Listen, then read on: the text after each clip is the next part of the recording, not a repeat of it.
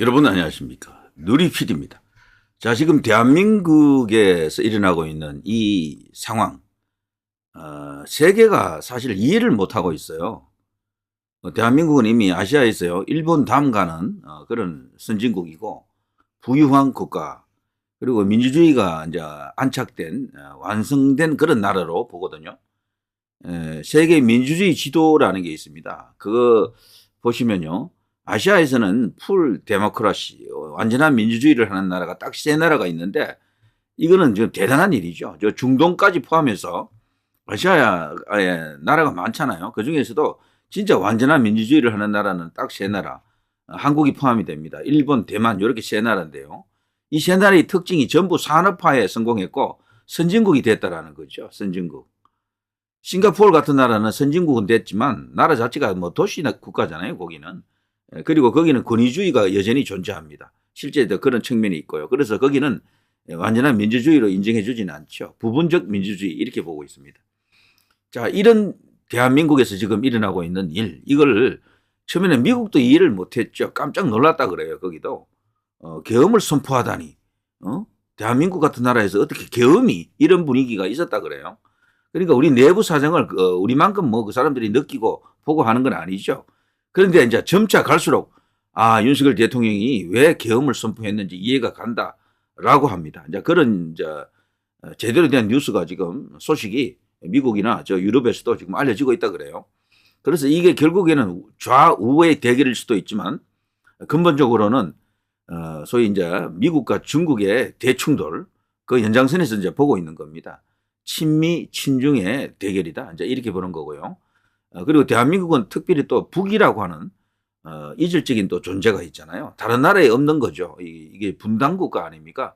여기에 이제 친중 세력들, 친북 세력들, 자생 이제 빨갱이들 뭐 이런 개념들이 이제 이게 복합적으로 작용하면서 단순히 어디가 옳고 그름을 뭐 다투는 그 수준 이상으로 거대한 구조적 어떤 그런 충돌이다, 대충돌이다.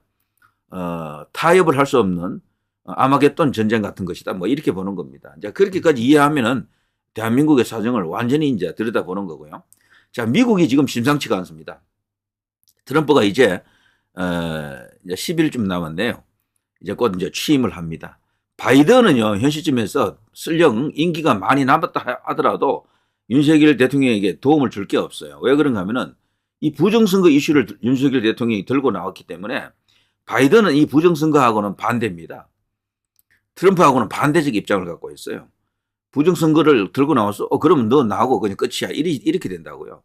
그래서 민주당 정권이 원래 이 성향상 대한민국과 예전에는 좀 잘 맞았던 적도 있지만 어차피 부정선거 이슈하고 이렇게 나가려고 그러면 민주당하고는 맞지 않습니다. 공화당하고 손을 잡을 수밖에 없고요. 이제 그 최적의 인물이 바로 트럼프가 되겠죠. 이제 그 트럼프가 오고 있습니다. 미국이 달려오고 있다. 이렇게 볼 수가 있겠죠. 이제 그 증거들이 속속 나타나고 있는데요. 트럼프의 이 책사 중에 그야말로 위대한 전략가라고 한때 이제 그런 별칭이 있었죠. 트럼프의 선거 총책임자 같은 첫 대통령 할 때요. 트럼프 1기 때 최고 실세 중에 한 명이었었는데 백악관에서 오래 머물지 못하고요. 한 1년도 안 돼서 나왔었죠. 그렇지만 트럼프가 가장 신뢰했던 인물이고 소위 이제 장자방이죠. 장자방. 자, 이 사람이 이제 이런 말을 했습니다. 배넌이라고요. 윤 탄핵 언급, 중국 영향력 앞 한미 동맹 위기다. 이게 정말 제대로 핵심을 찔렀죠. 지금 이 상황은요. 윤석열 대통령이 반민주, 민주 이런 개념으로 보면 완전히 그건 왜곡된, 세뇌된 결과물입니다. 그런 게 아니에요. 지금은요. 좌파 우파의 대결로 봐도 안 됩니다. 거대한 어떤 미국 주도의 이 이제 세계 질서를 인정하는 세력과 거기에 대항하는 중국 중심의 저 세력들 이들 간의 이제 전쟁이다 이렇게 봐야죠. 그 연장선에서 대한민국이 지금 거대한 소용돌이 속으로 지금 빨려 들어간 것이다 이렇게 봐야 되겠죠. 자, 트럼프의 전략 정책 공급하는 최측근이고요. 한국 현재 통제 불능 상태다. 무정부 상태라는 얘기죠. 지금 대한민국 권력은 어디가 가 있습니까? 최상무기가 대한민국의 권력입니까? 아닙니다. 거기도 헛수합이고요. 지금 현재 대한민국의 권력은 국회가 쥐고 있죠. 이재명이가 권력자입니다. 사실상 대통령 역할을 했는데도 과언이 아니고요. 여야정 협의체가 아직 본격적으로 가동은 안 되지만 형식적으로는 여기 지금 떠 있잖아요. 여야정 협의체가 뭡니까? 이게 사실 거국 중립 내각 비슷한 거거든.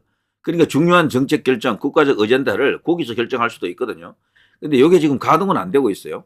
그리고 어쨌거나 지금 전체적으로 이 정치적 영향력 면에서는 이재명이가 어쨌거나 대통령 노름을 하는 겁니다. 국회 권력이 대한민국 국가 전체를 장악하고 있다 해도 과언이 아닙니다. 거기에 그건 말이 안 된다. 그것은 용납할 수 없다라는 뭐 정의의 어떤 그런 저항이 지금 일어나고 있다라고 이제 봐야 되겠죠. 자, 한국이 지금 무정부 상태, 통제 불능 상태다. 한미 동맹이 깨질 수도 있다. 심지어는요, 한미 동맹이 이번에 깨지고 미군 철수를 저들이 요구할 경우에 이재명이가 대통령이 될 경우입니다. 이번에 이제 미군이 진짜 나간다 하더라고요. 그럴 경우에는 미국의 주요한 싱크탱크들이 다들 그렇게 예상하고 있습니다. 심지어는 민주당 쪽에 성향을 가진 그런 어떤 그 연구자들도 만일에 미군이 한번 철수하게 되면 다시는 한국에 주둔하지 않는다 하더라고요. 자, 그거는 진짜 심각한 상황인데 저는 이재명이가 되면은 바로 주한미군 철수 쪽으로 갈 것으로 봅니다. 국가보안법 폐지는 기본이고요. 물론 엄청난 저항이 따르겠죠. 사드 철수, 사드도 저거 뭐 없앱니다. 이재명은 옛날부터 그랬어요. 자기가 대통령이 되면 사드 없애겠다. 공언했습니다. 사실 그런 것 자체가 이재명의 친중성을 두드러지게 이제 이렇게 나타낸 것이기도 하지만 그 이전에도 벌써 이재명은 중국과 연결된 어떤 그런 고리가 들어 있었죠. 그래서 지금 이재명이 과연 어느 정도까지 중국의 괴뢰 노릇을 할 것인지는 정말 상상을 초월합니다. 상상을 초월해. 분명히 이제 그렇게 되면 대륙 세력으로 편입될 가능성이 큽니다. 미국은 해양 세력의 중심이고 대륙 세력의 중심은 과거에는 소련이었지만 지금은 중국 아닙니까? 대한민국은 어쨌거나 반도 국가로서 대륙에 지금 붙어 있잖아요. 해양 세력도 되고 이제 대륙 세력도 되는 장점을 다 취할 수도 있는데 그 어쨌거나 선택의 이제 마지막 순간에 와 있습니다. 대륙으로 가느냐, 해양 세력의 미국 중심으로 가느냐. 여기서 말하는 미국은 일본까지 포함하는 개념이 되겠죠. 그래서 저들이 겉으로 친일파하면서 그렇게 까는 겁니다. 해양 세력의 중심이 바로 미국과 일본이거든요. 이들과 멀어지게 하려고 하는 것이고 대신에 이제 중국과 러시아 쪽으로 가자. 이거에 바로 이제 대륙 세력, 소위 이제 사회주의, 공산주의 세력들이죠. 이제 그 바로 마지막 상황에 처해 있습니다. 이런 이야기는 제가 평소에 자주 하진 않는데요. 뭐 이거 옛날부터 뭐 있어 왔던 이야기들입니다. 뭐 틀린 이야기 아닐 겁니다. 자, 이재명 반미 반일 성향 지적했다. 상황이 복잡해지고 있다. 제가 여기 설명을 대충 해드렸는데 이 사람이 제대로 읽고 있는 겁니다. 중국이 현재 대한민국에 대해서 엄청난 영향력을 끼치고 있다는 것은 천하가 다 아는 일입니다. 무역 규모도 그렇고요. 워낙 지리적으로 또 가깝다 보니까 우리나라가 친중화가 너무도 지금 가속화됐습니다. 심지어는 우파 보수 애국 자유 진영에 있는 정치인들도요. 친중 정치인들 엄청나게 많습니다. 엄청나게. 지금 당장 여기 권영세, 여기 권성동 다 친중 아닙니까? 이게 전부. 솔직히 제가 죄송합니다. 이런 말해서. 원희룡도 친중에 들어가죠. 친중. 그 사실 제주지사 할 때 중국 사람들이 엄청나게 제주도에 오게 된 계기를 만든 게 또 원희룡입니다. 저는 원희룡의 순수성을 믿습니다. 사업 목적으로 했을 겁니다. 아마 제주도를 좀 잘 살게 하기 위해서. 그렇지만 나가도 너무 나갔다라고 비판하는 사람들이 꽤 많아요. 사실은. 그러니까 반중 같은 그런 의지나 그런 생각이 없는 거지. 원희룡에게는. 홍준표도 마찬가지입니다. 홍준표도 친중에 이제 이렇게 들어간다라고 하더라고요. 그 사람도 중국을 사업 파트너로서 우리나라 국익에 도움이 되는 그런 측면으로만 생각하는 거야. 중국 자체가 엄청난 리스크라는 것을 생각하지 않는 것이다. 이렇게 생각이 됩니다. 그래서 사람을 고를 때 친중이다 아니다 이걸 갖고 고르면 참 쉽습니다. 지금. 친북이다 아니다는 이게 작은 개념이에요. 지금. 훨씬 더 큰 개념이 이제 친중, 반중 이건데 말이죠. 자, 아무튼 반중까지는 아니더라도 우리나라 정치인으로서 대중 정치인이 되려고 하면 적어도 친중이라든가 종중이 되면 안 되겠죠. 친중이라도요. 미국을 등에 업은 친중이라야지 미국과 등진 친중은 이거 반중이에요. 아니 반미입니다. 반미 사실상. 그런 사람은 안 되죠. 그래 지금 아주 복잡합니다. 그런 개념에 비춰볼 때 이재명은 절대 안 되는 거지. 이 사람이 되면은 미국과 관계도 완전 틀어지게 됩니다. 틀어지게 되고 여기 보면요. 악의적 영향력이라 해놨잖아요. 예? 이런 악의적 영향력을 지속적으로 이제 행사할 것이고 미국과 관계도 분명히 엄청나게 헝클어진다라고 이 사람이 이제 보고 있는 겁니다. 주한미군도 철수할 것이고 뭐 이런 이야기들입니다. 이 정부. 동맹국 전체가 이 한국이 만일에 이탈하게 되면은 동북아 안보 환경도 그렇지만 대한민국이 앞으로 어떻게 될는지 뭐 예상 가능합니다. 지금까지 중국과 손잡아서 잘 된 나라가 없어요. 전부 다 오히려 퇴보하거나 엄청난 빚더미 올라갔거나 장사 더 안 돼요. 중국이라는 나라가 대국이라고 뭐 떠들고 있죠. 그들은 하기야 뭐 땅이나 그 인구만 봐서는 대국이지. 그냥 대국다운 어떤 행동을 하느냐 하면 그건 아니잖아요. 그 중국 주변에서 친중화된 나라들이 좀 있고 아프리카라든가 이런 나라 중에요. 그 중국과 손잡고 친중으로 갔다가 망한 나라 많습니다. 망하고 있거나 망했거나 아무튼 엄청난 어떤 부담을 주고 진정으로 그 나라를 발전시키는 그런 뭐랄까 뭐 대국다운 그런 모습을 잘 보이지 않습니다. 중국은 미국과 다르다니까요. 미국과 손잡아서 잘 된 나라는 많아요. 그러니까 중국과 손잡아서 잘 된 나라가 없다니까. 대한민국도 저는 중국과 손잡는 순간 중국의 하층 기지로 저는 전락한다라고 봅니다. 중국의 일개 성같이 되겠죠. 그러니까 동북 3성에 이어서 동북 4성이 됩니까? 뭐 인구가 좀 많으니까 동북 뭐 4성, 5성 정도 되겠네. 자, 그런 것까지도 염려를 해야 됩니다. 그걸 다 짚고 있는 게 지금 트럼프 정부다. 트럼프 행정부다라고 봐야죠. 이 사람이 앞으로 또 중요한 역할을 할 가능성이 큽니다. 상당히. 이 사람이 트럼프 쪽에 계속 있지 못했던 이유는 정치적 노선이 트럼프와는 잘 맞긴 한데 이 사람은 우파긴 한데요. 일반적인 그 우파가 아니에요. 대한우파라고 하는데요. 대한우파. 극우하고도 또 다릅니다. 아주 독특한 우파입니다. PC주의를 아주 배격하고 뭐 특징적인 뭐가 있는데 그래서 과거 2차 세계대전을 일으킨 국가들이 있죠. 그때의 그 지도 노선 꼭 히틀러를 이야기하는 건 아닙니다. 무솔리니 이런 걸 이야기하는 건 아닌데 그 당시 추축국들의 정치 태제, 환경 이런 것들을 상당히 이 사람이 이제 갖고 있는 게 아닐까 그런 어떤 의심을 많이 받았고 등등 해서 어쨌거나 논란을 좀 불러일으키죠. 그렇지만 극우는 아니에요. 분명히 이 사람이 우익은 맞는데 독특한 우익입니다. 그래서 대한우파라 그래요. 이런 사람을. 그래서 이런 어떤 정치 성향을 갖고 있는데 지금 트럼프에 있어서 양날개 중에 한 명이 아닌가. 한쪽은 일론 머스크, 한쪽은 이 사람이다. 이런 사람이 지금 이런 발언을 하는 겁니다. 그죠? 굉장한 겁니다. 지금 이거. 자, 이런 게 있고요. 또 한 사람 바로 이 누굽니까? 고던 창이잖아요. 이 사람은 동아시아 전문가로서 한국 사정을 이 사람만큼 잘 아는 미국의 전문가도 잘 없을 겁니다. 여기 이제 이 보십시오. 대한민국에 있는 이 좌익 분자들이 지금 아우슈비츠에서 독일이 했던 것처럼 말이죠. 가스 챔버, 가스실에 지금 집어넣는다. 누구를? 보수 세력들을 그렇게 지금 이렇게 표현할 정도입니다. 여기 저기 보시면요. 지금 큰일 났답니다. 진짜. 이 모든 것이 대한민국을 지금 친중화, 공산화하는 과정이다라고 보는 거죠. 이 사람은. 이런 이야기들이 쭉 나오고 여기 지금 댓글들인데 전부 다 그런 걸 인정하고 있고요. Stop the Steal 이걸 계속해서 이제 언급하고 있습니다. 그리고 모든 이 STS의 배후에는 중국이 있다라는 걸 말하고 있습니다.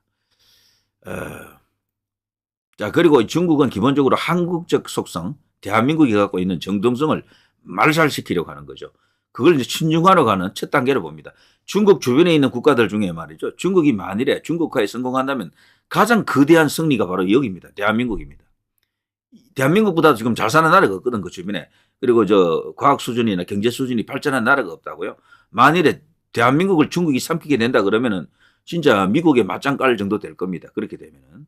그러니까 시진핑 입장에서 보더라도 뭐 그 남쪽에도 많은 나라가 있지만요. 이 대한민국이 얻는 것은 옛날부터 그랬어요. 중국이라는 나라는 공산화되기 전에 그 왕조 시대에도요. 그들의 대외 전략의 중심은 이 동북아 쪽이었습니다. 남쪽이 아니에요. 그래서 어마어마한 어떤 정치적 효과가 있겠죠. 이제 그런 것을 고려한다 그러면은 억만금을 쓰더라도 이런 공작을 끊임없이 아마 자행할 겁니다. 대한민국을 흔들고 친중화하려고 하는.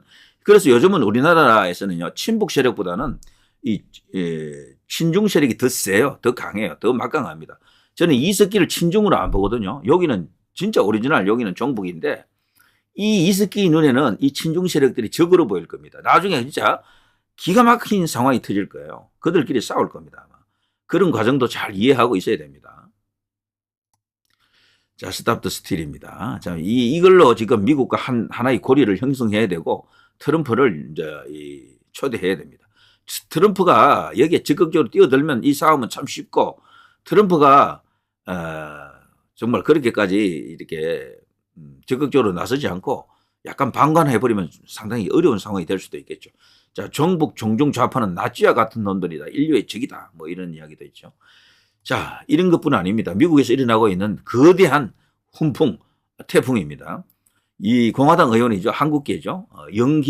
영김이라고 하는데요. 김영이겠죠. 원래 이름은. 자, 미국 공화당 의원, 윤 대통령 탄핵 주도 세력, 한미 동맹 약화 시도. 미국 물러서지 말고 한국을 지원해야 된다. 윤석열 대통령을 잃으면은 미국은 종당에 가면 한국 전체를 잃게 된다. 한국이 중국으로 간다라는 겁니다. 그걸 다 알고 있어요, 이 사람들. 한국의 영계 미 공화당 하원 의원, 윤 대통령, 한덕수 모두 탄핵했다. 체포영장도 발부됐다. 윤 대통령 원래 탄핵안 북중러 적대시가 사유였다. 이들이 원래 탄핵안 그 1차 탄핵안에는요. 이 북중러 적대시 정책을 폈다. 이것도 들어가 있었어요. 나중에는 문제되니까 뺐죠. 미국이 이거 다 알고 있죠. 아, 이놈들이 반미하는구나. 이놈들이 중국과 러시아 쪽으로 가려고 하는구나. 아는 거예요. 트럼프가 이거 뭐 본 순간 아마 이를 갈았을 겁니다. 그래서 취임식을 기다리고 있다. 그렇게 봐야 됩니다. 자, 중국과 북한 동맹 약점 파고들어 이에 맞서야 된다. 윤 대통령 지지 한국인들 성조기도 같이 흔들고 있다.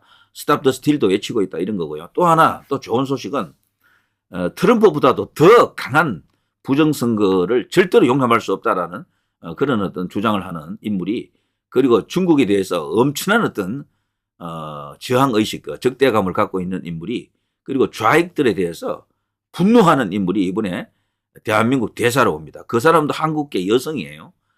이 영김과 함께 투톱을 이룰 것 같은데 미국 워싱턴에서는 이 영김이 이제 이번에 새로 이제 임명된 지명해 놨더라고요. 트럼프가 그 여성 이번에 이제 한국 대사로 옵니다. 주한 미 대사인데요. 이 사람들이 큰일 할 것 같아요. 주한 미 대사가 본격적으로 움직여주고 개입하면 그 뒤에는 트럼프가 있는 거잖아요.